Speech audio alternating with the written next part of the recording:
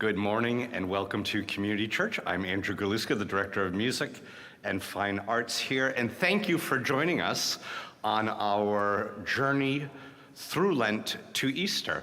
Every year we present organ and poetry recital series during the seasons of Advent and Lent, and today is a very, very special day because we have our own Indian River County poet laureate here, Sexton. So,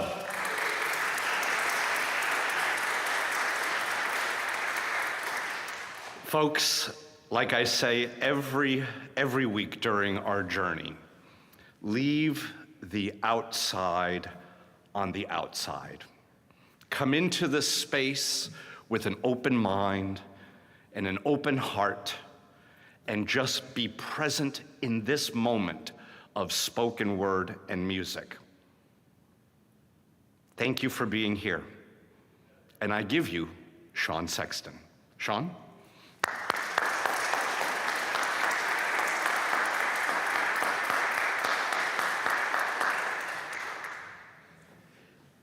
Thank you so much. Look how many of you there are. I've asked so many of you to come, and here you are. It's so nice. Thank you. Thank you.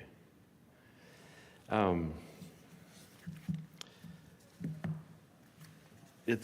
don't think I've ever debuted a book at this series, but this is the first time,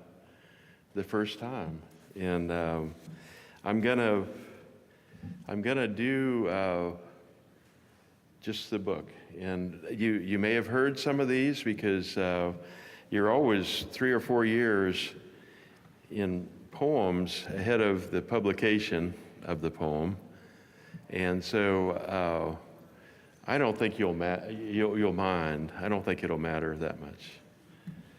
So, however, why don't I start with a brand new one, just for a surprise, and that only because it's March 1st. Can you believe it? Second. It's a second. Apparently I can't believe it. This is called Dismal. Look who's here, Rochelle Sully, the wonderful pianist. We've done so many things together here. What a treat. Called Dismal Morning, January 20th, 23. How quickly 20 days of the year expire. A dismal morning lightens, becomes apparent. Only a scar-like tear in an otherwise deep blue whole cloth of sky. My brother-in-law just ran through the yard in his buggy to let the heifers on their grass before the rise, if there will be one. After a moment, cries suddenly quietened, yet there are more. The next field over to the west, cows wanting to be let into somewhere. There is ruckus in the air all around, a Friday-filled world seeming the busy end of another passing weekday we can never get back. I'm still having to correct, as written, the last number of the year on checks, journal entries, modifying the 2 to a 3, dropping down a little leg on the scrawled numeral with my pen. Simple maneuver. Nothing much else about time is as easy to change as it unsimply changes everything.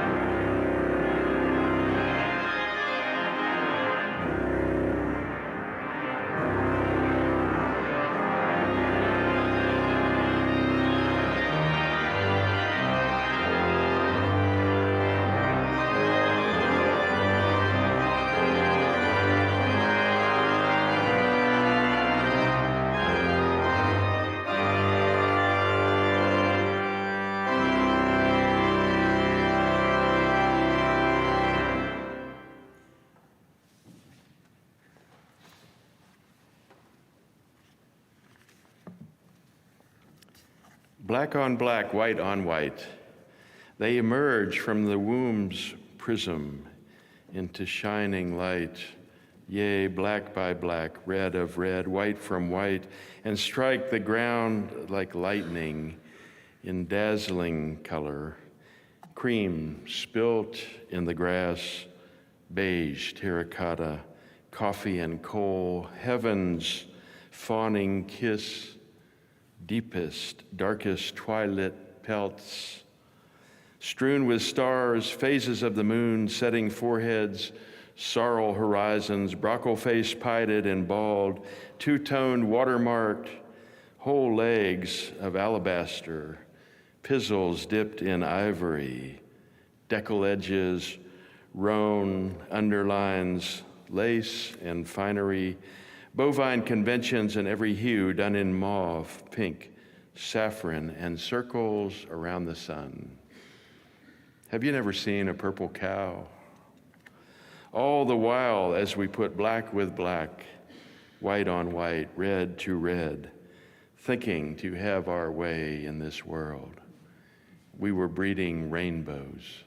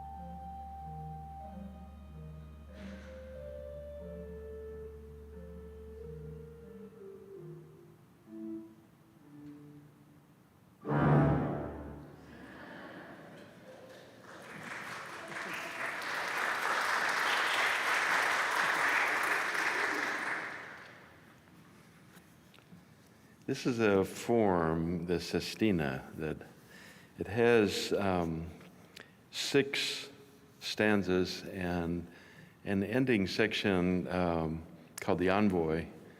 And the endings of the lines are set up in a pattern. And of course, the words can take a little different form. As an example, I could talk about an I, or I could talk about I in the transition from line to line. But it's a wonderful form. I love to write in form, and not just free verse. And I like rhyme, and I have a lot of different forms in the book too, from letter poem to ars poetica, which is another form, and sestina, villanelle, sonnet. All those things are. I'm easily bored, so I like to do a lot of things. You know. This is Color of the World, Sestina. And you'll have to listen for those words at the end of the ending word will begin the next, and in a specific pattern, so it's not easy to follow.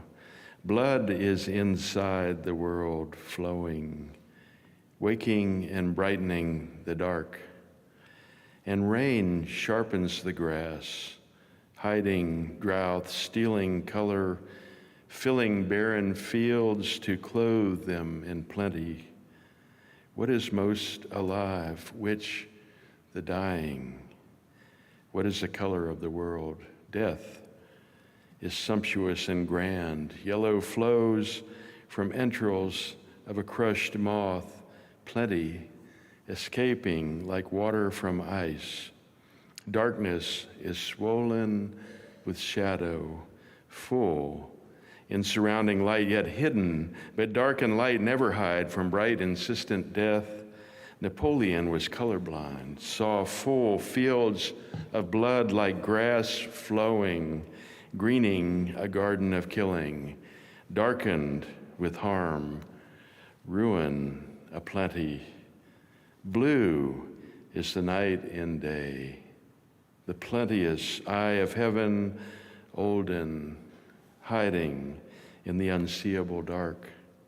And morning, but light dying into night, where all color flows like fallen rain, filling ground high and low. As grass fills fields, seeds drop, vanish into plenty, to emerge and rise shimmering, flowing toward winter and ice, hidden again in fading light, lost to death, dwindling in darkness.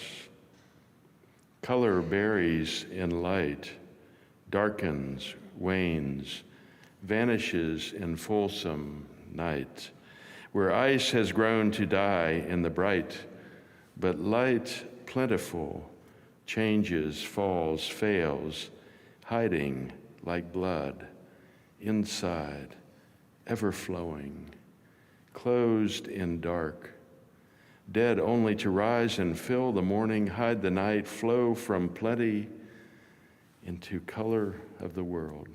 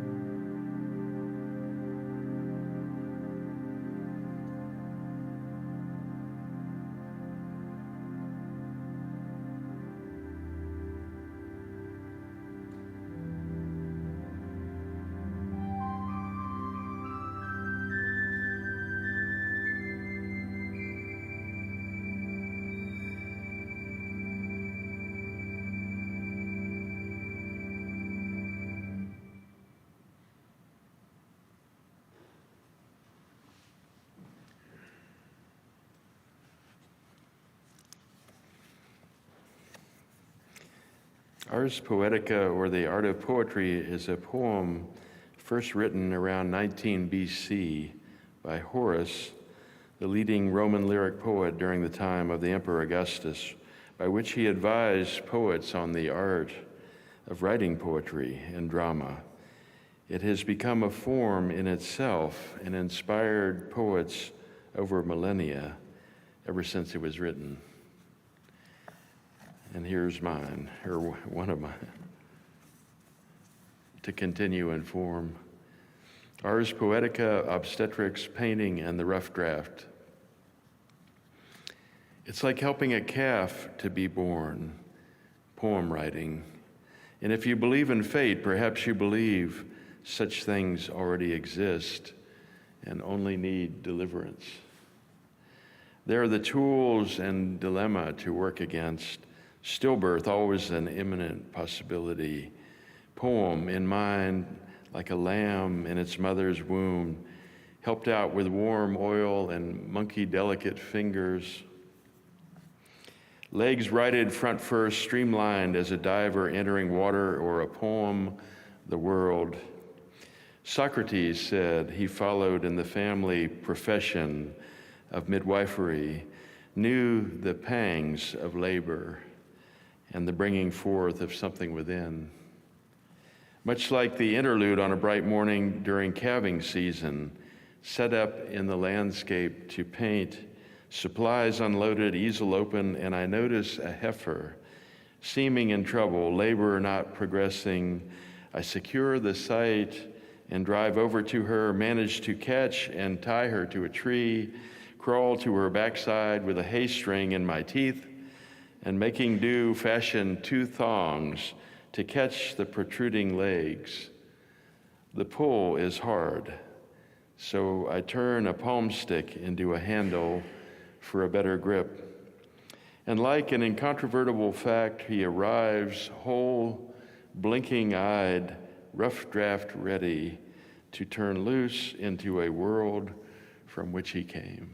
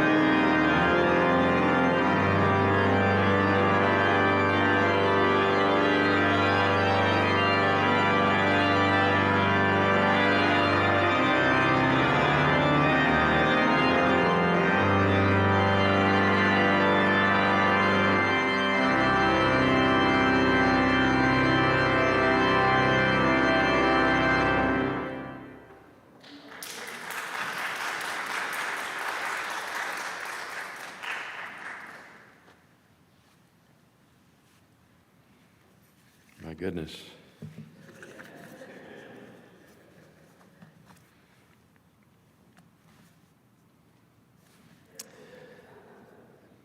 And now our aged house has run its course, disgorging children into the universe. How many days since the certificate of occupancy was granted, and into time we within this space embarked upon life with no map, no instrument, save our wish and blind intent. And where once in the yard we stood beside blonde, tightly bound stacks of wood, the fragrance of a forest misplaced, abroad and soon walls framed, braced, and risen to sudden interruption of light in the place we call our life. Walls now stayed upon an unblemished green pudding, formed and fleshed by mason's juk and trowel, smoothed and cured, set in motion in one dappled afternoon, the long ascent, rafter by angle, bird's mouth and header, to the ridge, apex of our determination, month by man, minute by nail, a rendition of where the world stays still, our inside has come of it. But time insists the hard angles of living, set in days, tell on us and everything. Opening joinery, catching windows, racking doors, points of resistance grown weary, the world finds ingress through roof and mortar, wall and glass.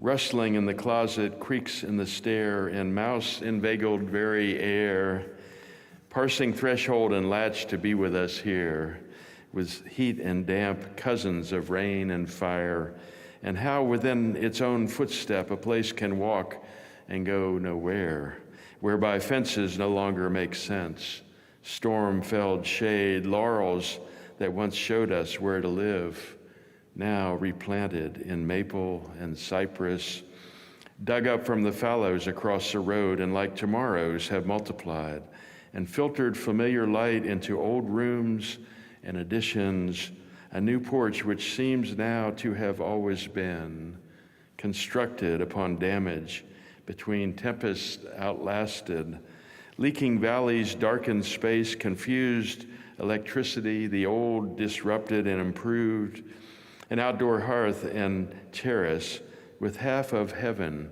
to roof away before we danced, and then to be certain stargazed 3 years. The summer chimney nested with swifts arriving from the sky, a wayward smoke halting all immolation into early autumn when they fly, heaven knows where. Time is spoken in all, and on farthing breeze a soft caterwaul. In place of unquiet, the new neighbors, cattle grazing old eastward acres. Now land ditched and dried in surrounds of lost citrus lands, banished sounds, and the next world has its way with us as a flooding river flowing past. We remain people of our settling and stay, for wings to find and carry us away.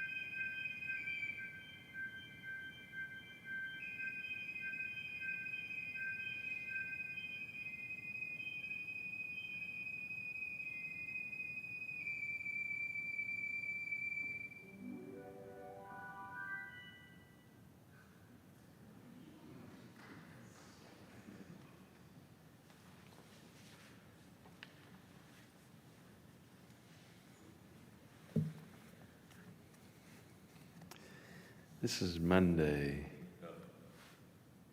Oh my God. I hate Mondays. It's your day off. It's not my day off. It's not? Fridays. You should get another job. Can we change it to Fridays? You should get another job. Okay. Your boss is here. My boss is here. Yeah. Oh, don't tell her. Okay. Too late. Monday.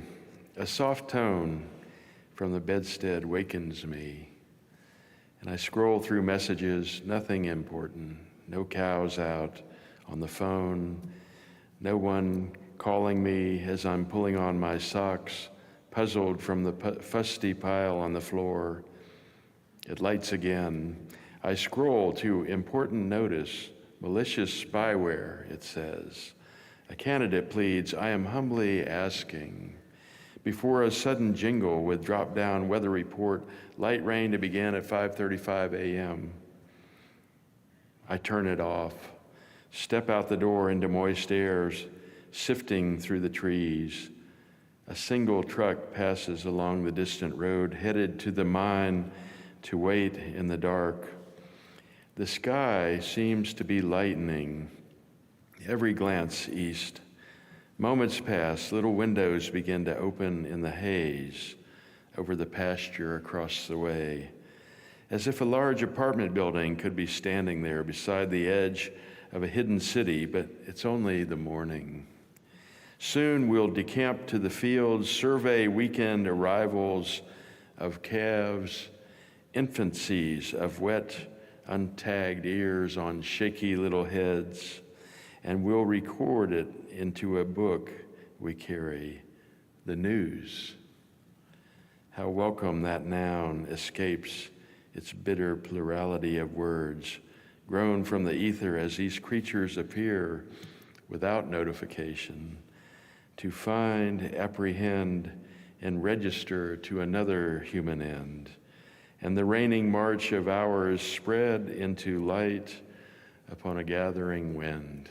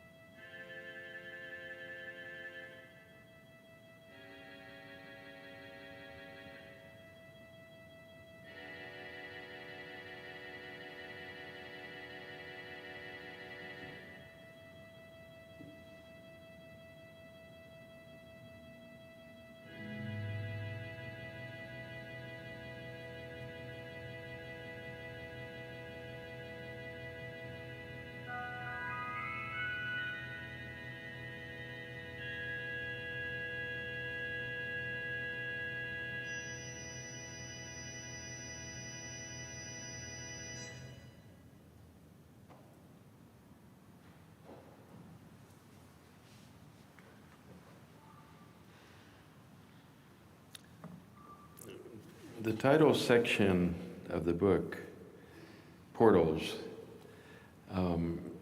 contains many excerpts and anecdotes from pages of journals kept since 1973, comprising a body of writing beginning as a class project during my first year of college as assigned by a beloved English professor, Kathy Turner. And continuing to this day, the journal, now over 125 volumes, continues to grow and is written and drawn from my life working on Treasure Hammock Ranch. And I've chosen, it's in other words, it's a prose section in the book, and toward the end of the book, entitled Portals. And this is from a visit to Miami to cousin Val Ray's. We took a trip to Fairchild Gardens to wind up at the Butterfly House. Val Ray insisted we go. We crossed 3 thresholds to get in. Perfection never easily accessible. They check what goes in and what comes out. It's a theoretical space, pure, a repository of innocence. How this comes to you full in the face at first sight, these windless, breathless creatures, 10,000 filling the air like falling, drifting petals of flowers, animated upon some course that only seems like aimlessness. Time spent observing this only confuses things further. Squadrons of like come flitting by. There are mock chases that dissolve into irresolution, all prism-like, tiny pieces shimmering in the air, and there is hunger, procreation, determination taking place discreetly but in ceaseless motion. I sat a while to soak it all in and fell into a reverie, realizing it would be a small matter to stay here forever, except for other pressing circumstances. I have no doubt one could, given time, be healed of the world in this space. Would any of us settle for that? This is the only place I know a pure test could be conducted. In a butterfly house, there is nothing to despise. Life is work, work is life. Did heaven first put it all inside a fence built on a certain hope, thinking things might work that way, like the butterfly house at Fairchild? The plan soon fell apart, as it was most likely to do. Now we are gone from there. We are the fence.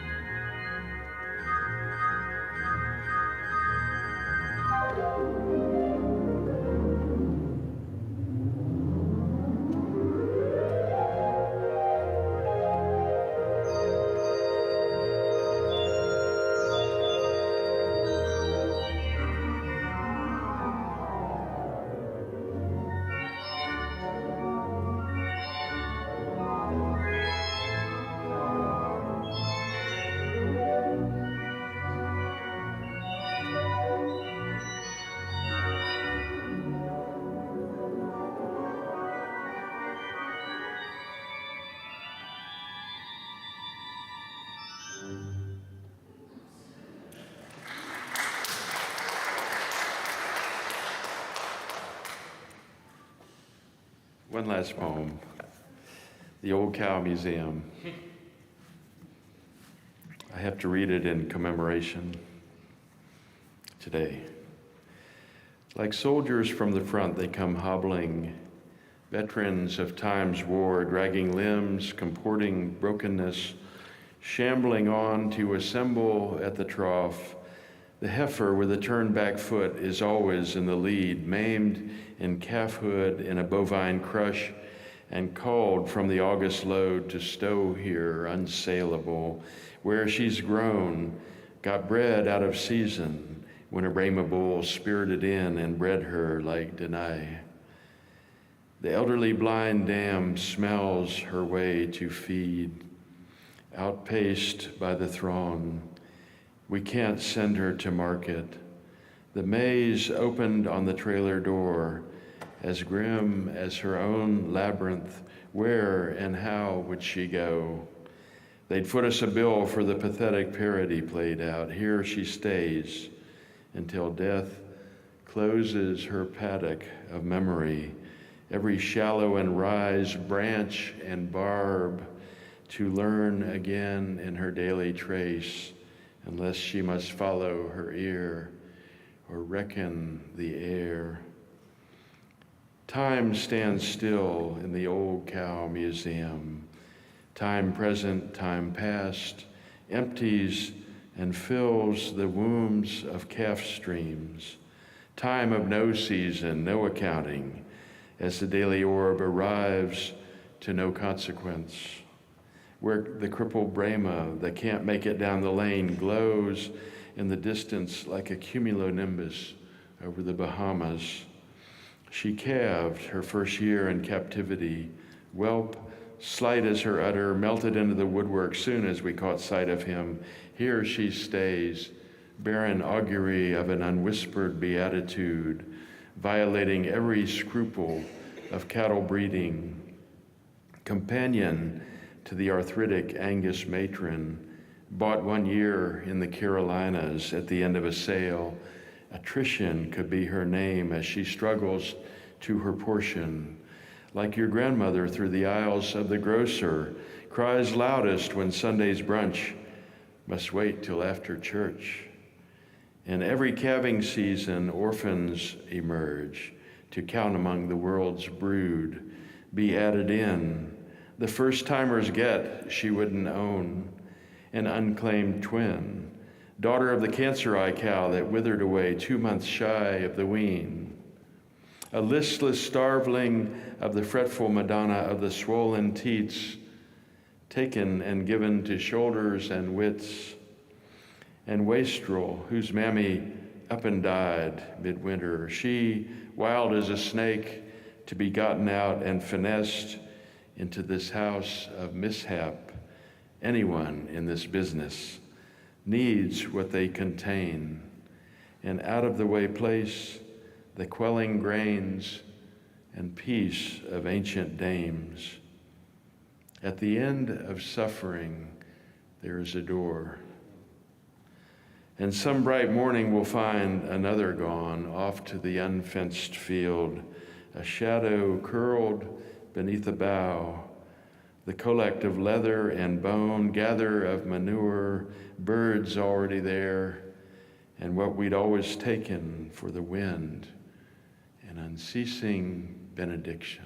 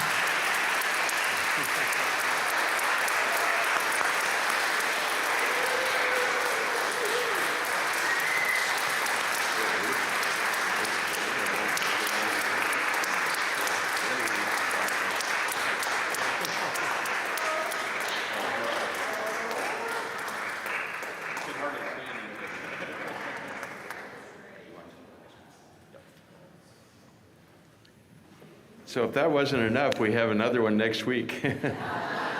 Rosemary Royston from Georgia, I can't remember which town. She teaches at a small college there, and she's coming to do programs at our foundation too, at the Laura Writing.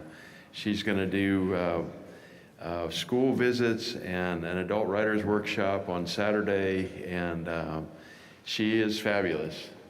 So, my God, thank you for coming. Thank you so much for being here. What a treat.